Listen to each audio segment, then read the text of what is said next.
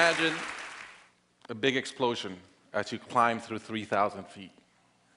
Imagine a plane full of smoke. Imagine an engine going clack, clack, clack, clack, clack, clack, clack. Sounds scary. Well, I had a unique seat that day. I was sitting in 1D. I was the only one who could talk to the flight attendants. So I looked at them right away, and they said, no problem. We probably hit some birds. The pilot had already turned the plane around, and we weren't that far. You could see Manhattan. 2 minutes later, 3 things happened at the same time. The pilot lines up the plane with the Hudson River. It's usually not the route. He turns off the engines. Now imagine being on a plane with no sound. And then he says 3 words, as unemotional 3 words as I've ever heard. He says, brace for impact. I didn't have to talk to the flight attendant anymore. I could see in her eyes, it was terror. Life was over. And I want to share with you 3 things I learned about myself that day. I learned that it all changes in an instant. We have this bucket list, we have these things we want to do in life, and I thought about all the people I wanted to reach out that I didn't, all the fences I wanted to mend, all the experiences I wanted to have and I never did. As I thought about that, later on I came up with a saying, which is, I collect bad wines. Because if the wine is ready and the person is there, I'm opening it. I no longer want to postpone anything in life. And that urgency, that purpose has really changed my life. The second thing I learned that day, and this is as we clear the George Washington Bridge, which was by not a lot, I thought about, wow, I really feel one real regret. I've lived a good life.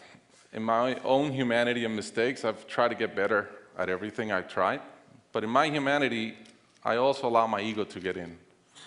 And I regretted the time I wasted in things that did not matter with people that matter.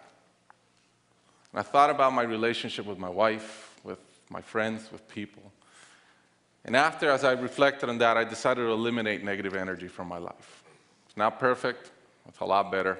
I've not had a fight with my wife in 2 years. It feels great. I'm no longer trying to be right. I choose to be happy. The third thing I learned, and this is as your mental clock starts going 15, 14, 13, you can see the water coming. I'm saying, please blow up. Right? I don't want this thing to break in 20 pieces like you've seen in those documentaries. And as we're coming down, I had a sense of, wow, dying is not scary. It's almost like we've been preparing for it our whole lives. But it was very sad. I didn't want to go. I love my life. And that sadness really framed in one thought, which is, I only wish for one thing. I only wish I could see my kids grow up. About a month later, I was in a performance by my daughter, first grader, not much artistic talent, yet. And I'm bawling, I'm crying like a little kid.